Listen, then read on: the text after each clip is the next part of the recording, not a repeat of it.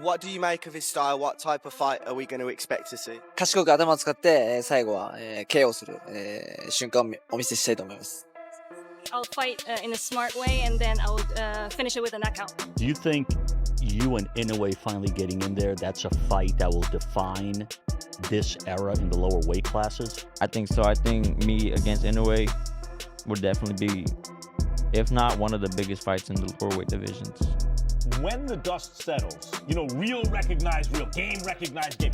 When the dust settles, who do you think is going to be standing?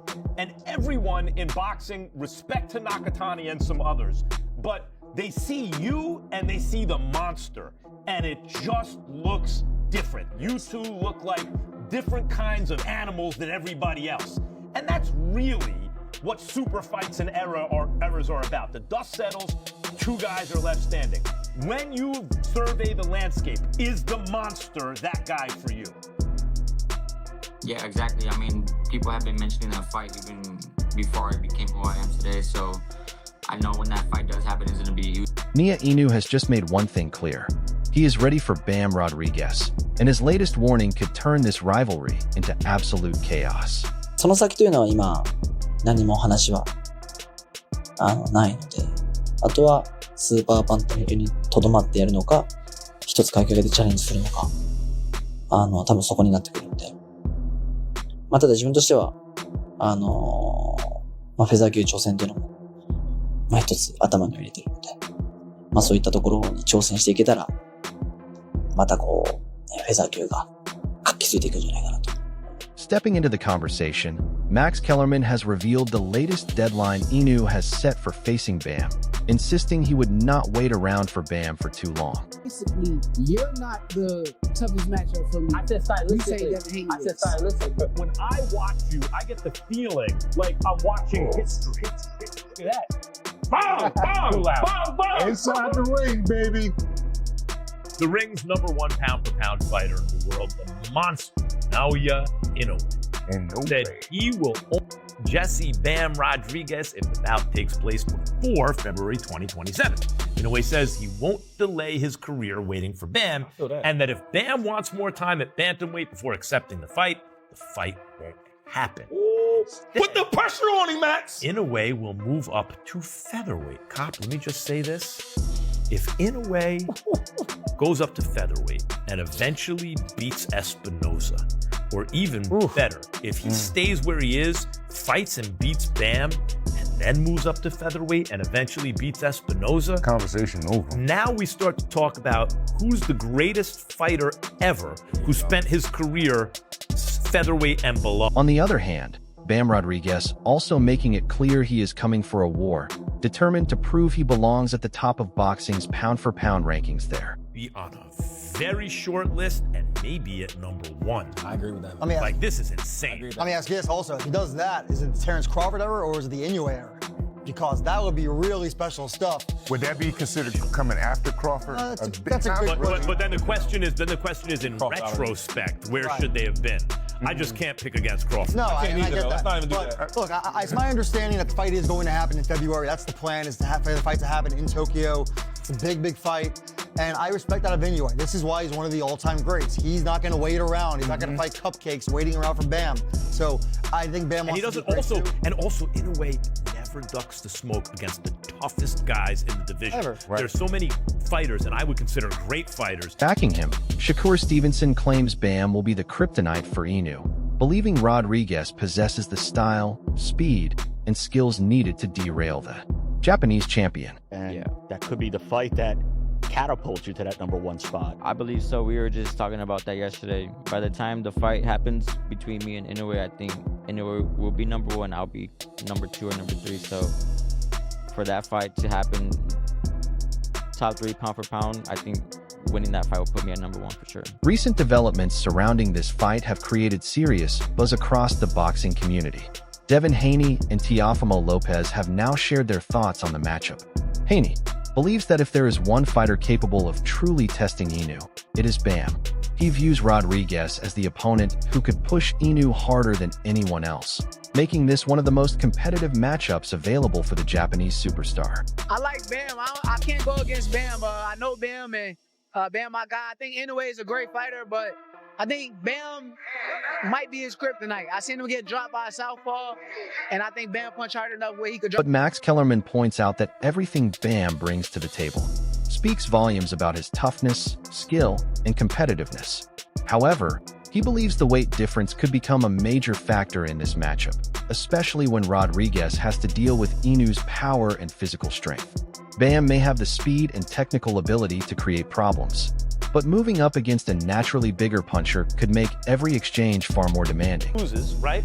If he stays where he is and you look south and you look who could beat him, the other guy who's just different is Bam, right? Bam is the other guy who's just different. How does Bam do against the monster? I think that's the only fight I would want to see anyway in is a Bam Rodriguez fight. I think Bam has the most ability to test Inoue. I think he has speed, he has angles, he has IQ.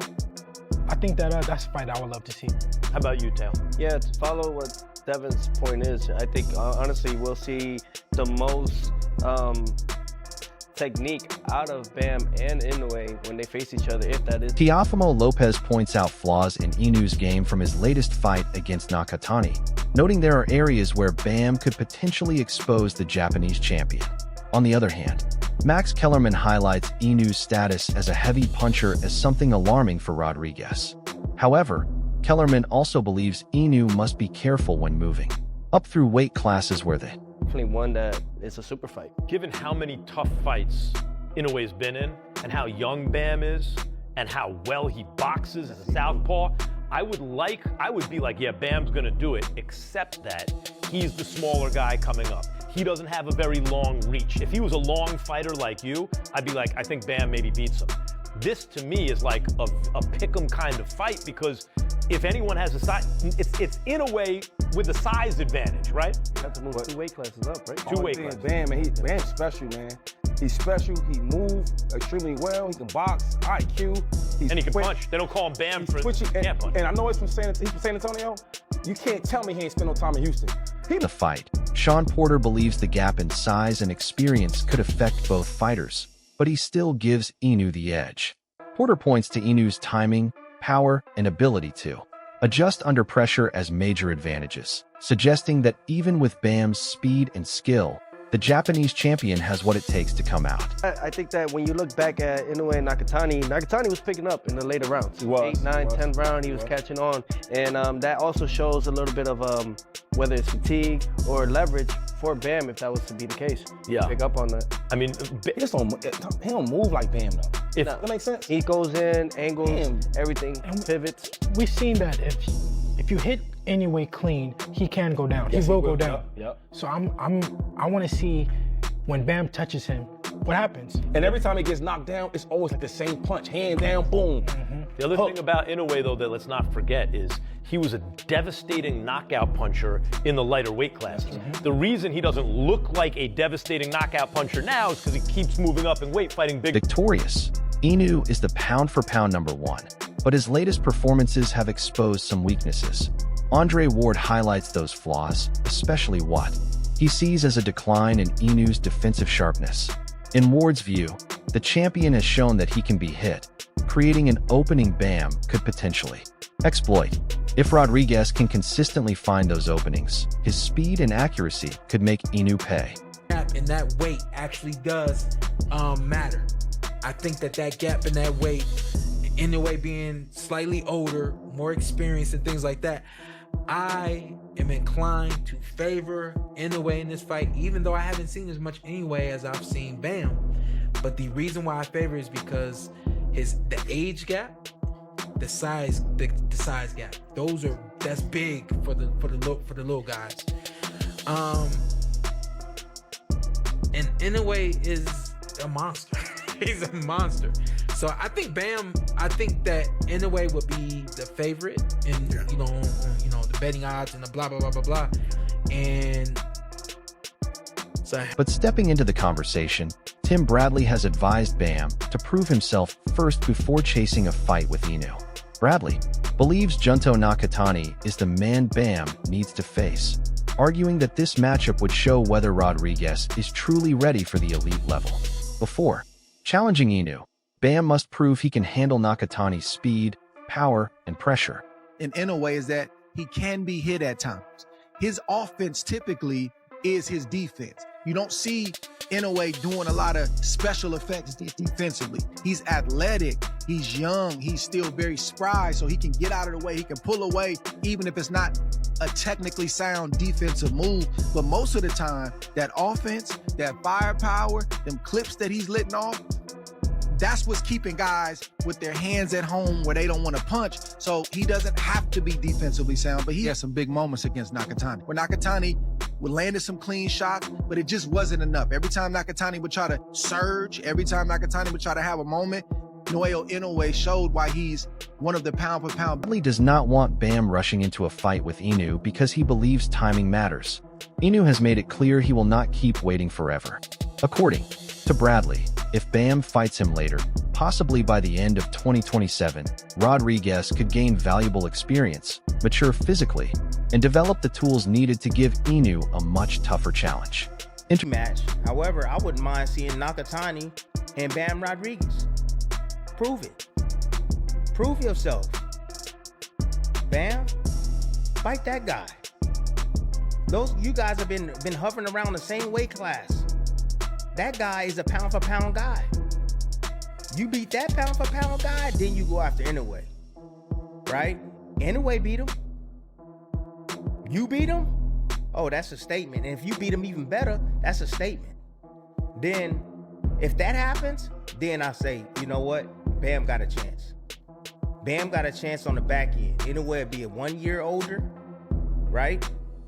Maybe the end of 2027 or the beginning of 2020. Sharing his thoughts, Sergio Mora insists the age factor could play a major role by the time these two finally meet. Despite Inoue holding several advantages, Mora believes getting older could eventually affect his performance, especially physically.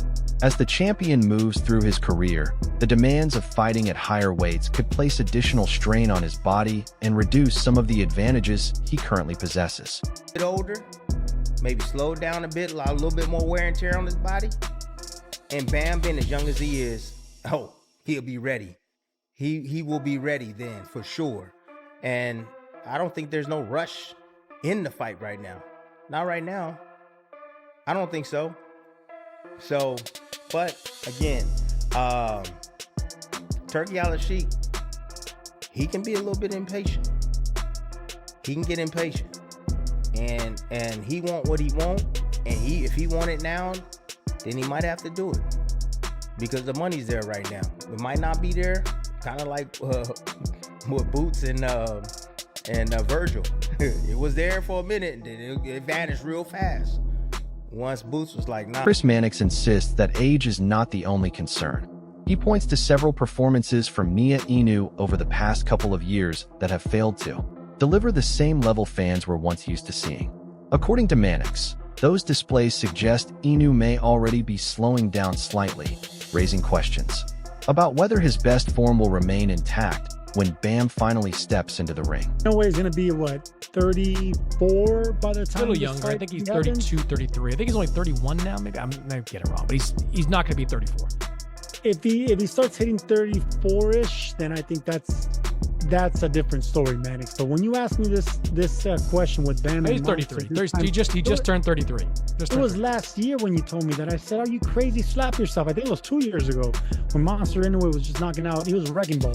Now I'm starting to evolve and starting to like this because I know what age does to a fighter. No matter how great you are, age will start eroding that power, that speed. And guys like Bam who are ascending, then the next great thing, then they can meet at. Joining the discussion, Sean Porter highlights why Bam should not rush into a fight with Inoue just yet. According to Porter, it is not only the age and weight differences that matter, but also the physical size gap.